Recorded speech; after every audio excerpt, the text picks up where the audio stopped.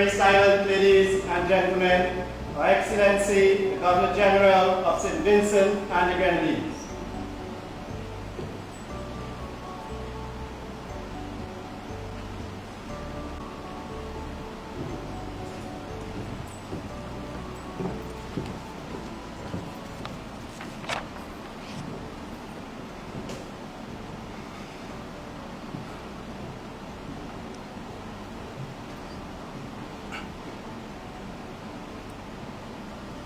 Her Excellency, Dame Susan Duggan, Governor General of St. Vincent and the Grenadines, Dr.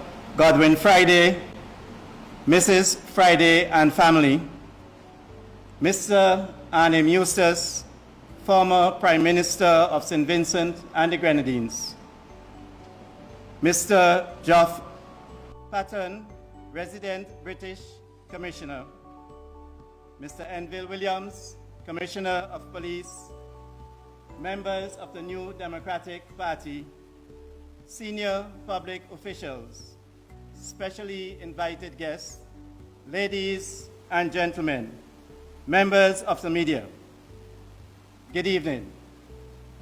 Welcome to Government House. It is my distinct honor to welcome you to this Government House and to the swearing-in ceremony of Dr. Godwin Elliott Lorraine Friday as Prime Minister of St. Vincent and the Grenadines.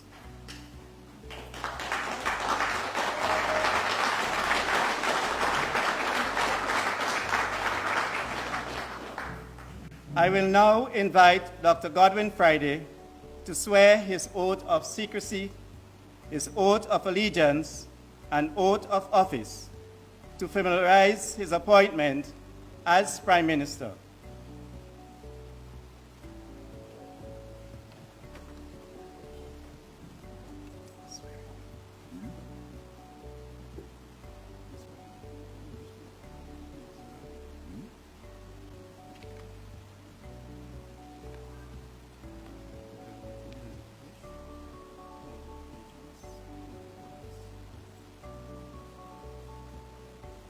Oath of allegiance. I, Godwin Elliott Lorraine Friday, do swear that I will be faithful and bear true allegiance to St. Vincent and the Grenadines, that I will uphold and defend the Constitution and the laws of St. Vincent and the Grenadines, and I will conscientiously and impartially discharge my responsibilities to the people of St. Vincent and the Grenadines. So help me God. Oath of office. I, Godwin Elliott Lorraine Friday, do swear that I will well and truly serve the people of St. Vincent and the Grenadines in the office of Prime Minister. So help me God.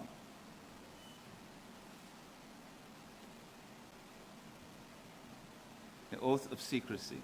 I, Godwin Elliott Lorraine Friday, being elected Prime Minister, do swear that I will not on any account or at any time disclose the counsel, advice, opinion, or vote of any particular minister, and that I will not, except with the authority of the Cabinet, and to such extent that may be required for the good management of the affairs of St. Vincent and the Grenadines, directly or indirectly reveal the business or proceedings of the Cabinet or the nature or content of any document communicated to me as Prime Minister, or any matter coming to my knowledge in that capacity. So help me God.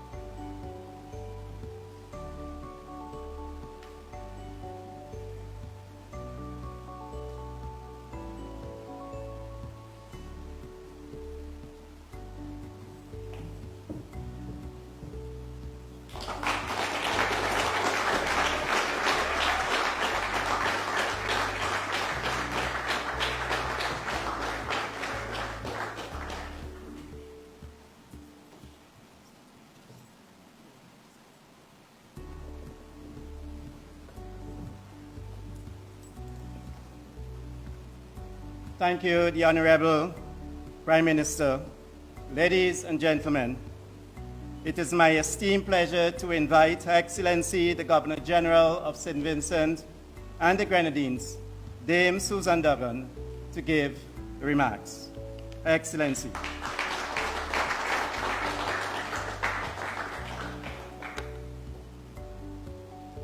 Dr. the Honorable Godwin Friday, Prime Minister of St. Vincent and the Grenadines.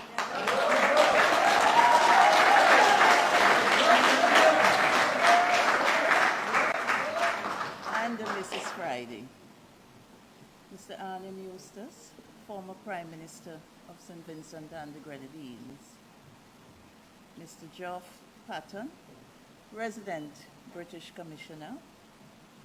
Mr. Andre Williams, Commissioner of Police, members of the New Democratic Party, senior public officials, specially invited guests, members of the media, distinguished ladies and gentlemen, good evening.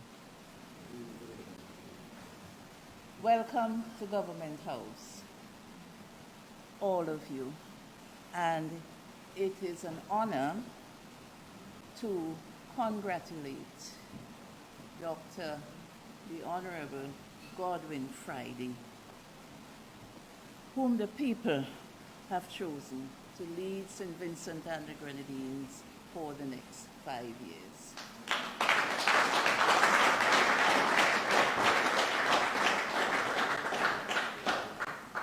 You have been a leader of the opposition for many years, and the people have now rewarded you for your many years as an opposition leader. They have shown that they have confidence in you. Today, I am saying to you the same thing that I said to the former Prime Minister in 2020. You are the Prime Minister of St. Vincent and the Grenadines. You are going to be here for all Vincentians. Let us have an inclusive society and a progressive.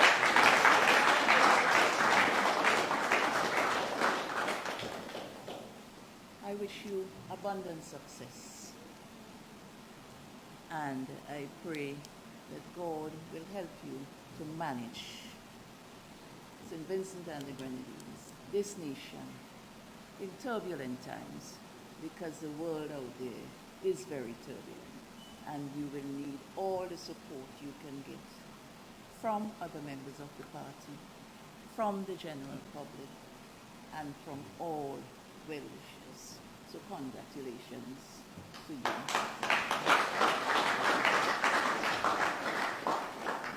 I must thank former Prime Minister Dr. Gonsalves for his outstanding contribution for the last 25 years.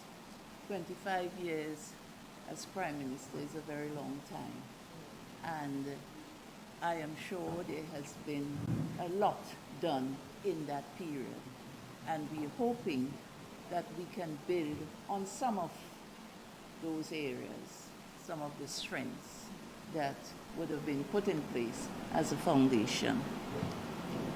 I also wish him the very best in his endeavors. I would like to applaud the Supervisor of Elections, Mrs. Dora James and her team. They have worked tirelessly to guide our democratic process through the many stages. It was not easy. It was a testing experience, and I think they have done wonderfully well, despite all of the challenges.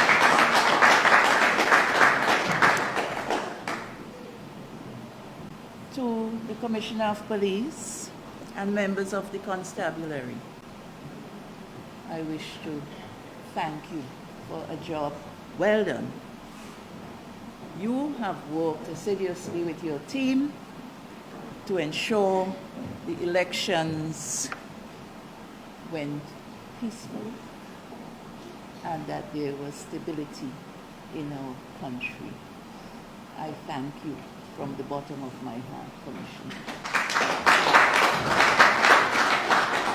Now, I am not here to really make speeches.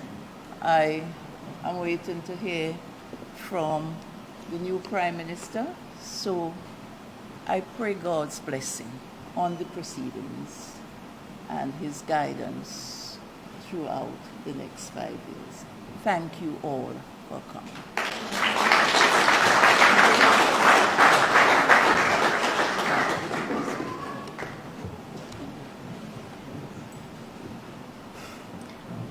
Thank you, Your Excellency.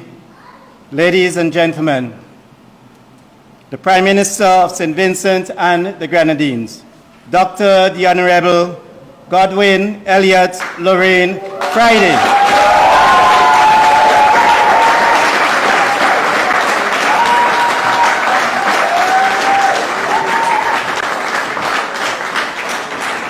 The Honorable Prime Minister will now bring his remarks.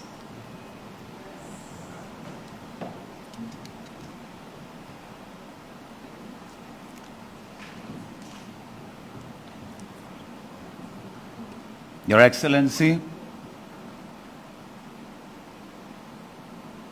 Governor General Dame Susan Duggan, my colleague and friend, the Honorable Alleyne Eustace, I'm so happy that you could be here with us today.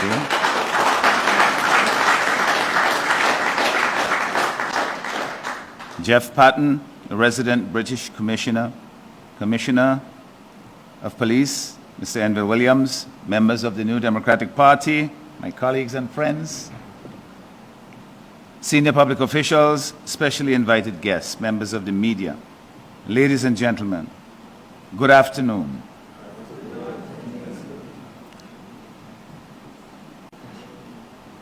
I am humbled by the trust and the honor that has been given to me to serve in the capacity of Prime Minister of this country. I intend to do my duty, as Her Excellency has said, as a Prime Minister for all the people of this country.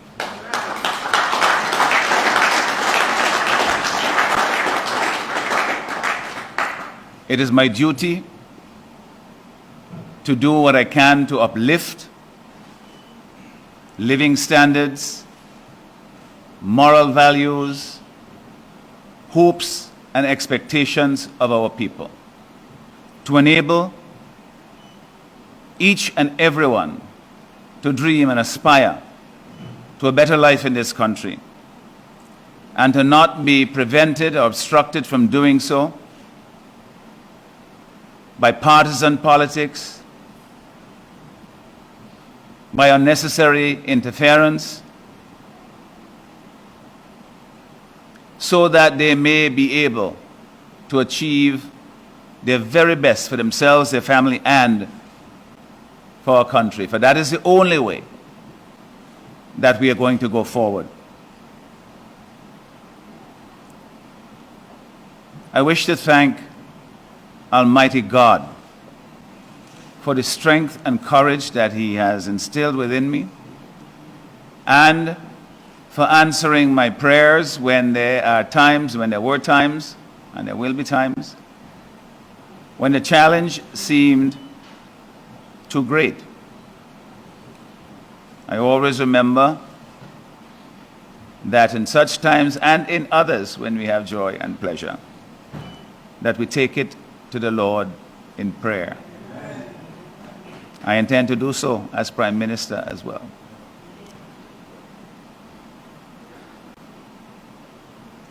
As we go forward, we have to embrace one another as fellow Vincentians. We are a country of less than 110,000 people. I consider that precious, not small. And so we have to pool our resources, our intellect, all that we have, to ensure not just for us as individuals and for our own families, but for those around us, that we can uplift one another. It does us no good as a people for some to be thriving while others are struggling, and to pass it off as somehow just fate. We can do something about it to ensure that we all do better. I intend to call upon that spirit within our people, because I know it exists, it resides there, so that we can all work for the common good and to make this place the truly blessed land that it is. I know the challenges are great. I spoke about a lot of them on the campaign trail. We have put forward plans to deal with the most serious ones.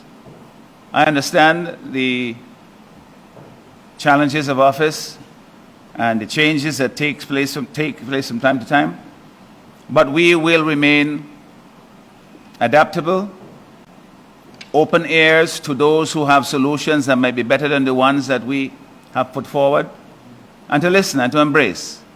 Because ultimately what I want to do is to succeed, not just for myself and for my colleagues, but most importantly, for the people of St. Vincent and the Grenadines.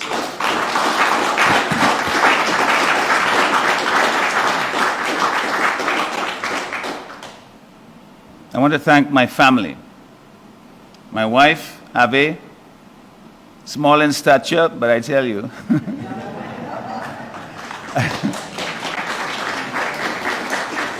a tower of strength.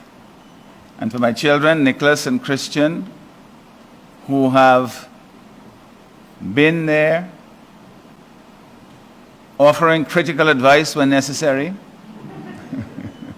but always believing in their father and always wishing to see me succeed. I'm going to rely on them more as we go forward.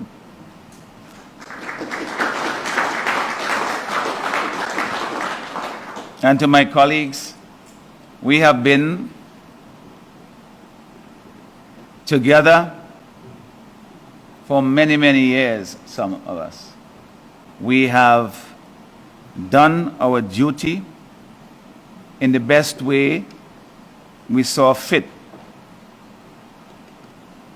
The people of St. Vincent and the Grenadines, I believe, appreciated the service that we provided in opposition, and have come to the point now where they have said, we would like you to try a different office, where we can be more instrumental in bringing the changes that we have advocated for in opposition.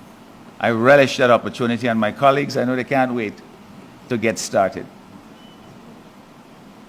I want to thank as well the people of St. Vincent and the Grenadines. I want to thank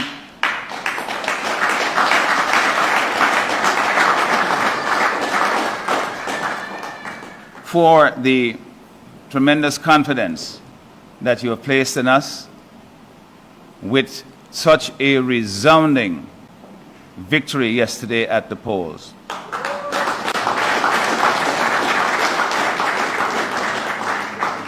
It signaled to me that the people are ready for change that makes a difference in their lives. Not incremental, but major changes, transformational changes. We campaigned on that during the long cycle of the election campaign, and we intend to work with every sinew in our body to make that happen. We can't do it by ourselves. Not myself and all my colleagues in the cabinet. We must rely on all of the people of St. Vincent and the Grenadines. And I know that from my conversations going around all over the country, that people are willing and ready to do so once the leadership is there to invite their participation, to welcome and to value their contribution. I intend to do that, and I think That in itself will generate tremendous benefit to the people of this country. So before we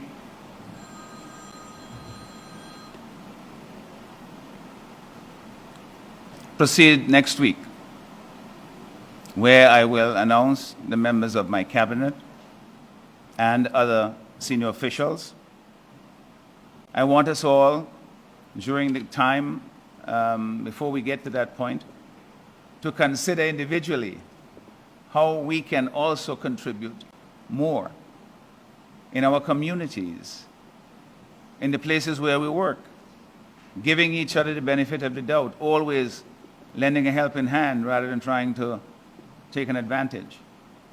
It works better that way. It generates better results that way. We know it, so we just simply have to embrace it and do it, and I urge you to do so.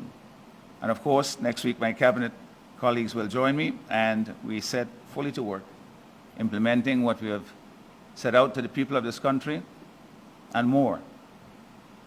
We ask you to be willing partners in this, and I believe that there are brighter days ahead for this country. I say in the campaign, and I say it again, there's a new dawn happening in St. Vincent and the Grenadines, and the people said that loud and clear.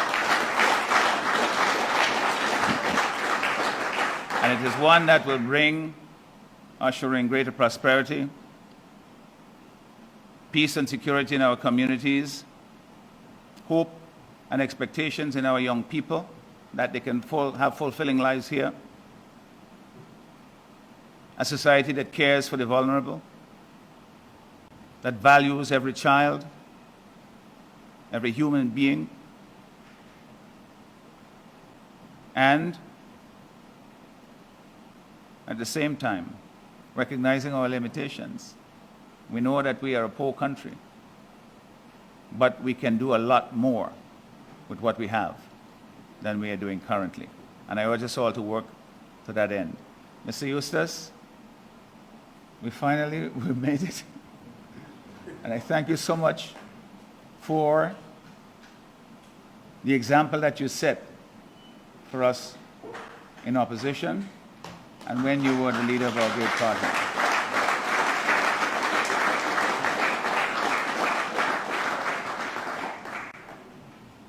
God continue to bless you. Thank you.